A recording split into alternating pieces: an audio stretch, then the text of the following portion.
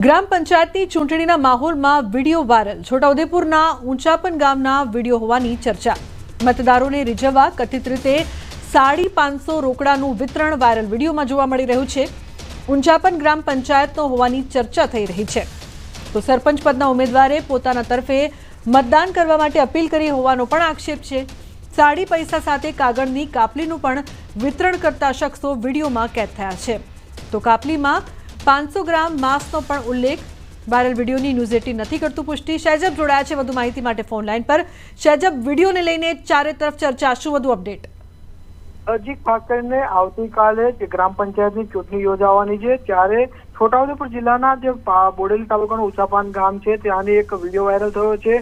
મતદારોને રીઝવવા માટે એક 500 રૂપિયા સાડી અને કહી શકાય કે એક કાપલી આપવામાં આવે છે કે એક દુકાને જઈને માંસ મટન લાવવા માટે। એટલે એક મતદારોને રીઝવવા માટેનો એક અનોખો પ્રયત્ન આ લોકો કરી રહ્યા છે, કારણ કે ચૂંટણી પંચ જે છે તેઓ આજે જાહેર કરેલી જે ચૂંટણીઓ છે તેની અંદર આ રીતે ન થવું છે, પરંતુ આજે ગ્રામ પંચાયતનો જે વિડીયો જે હાલ ઊંચાપાન ગામેથી સામે આવ્યો છે, એટલે જે કહી શકાય કે આ રીતના જે રીઝવવાનો પ્રયત્ન ગામે ગામે હાલ જોવા મળી રહ્યો છે। જી બિલકુલ શૈજબ, આભાર સમગ્ર માહિતી બદલ। તો જે પ્રકારથી વિડીયોને લઈને ચર્ચા થઈ રહી છે।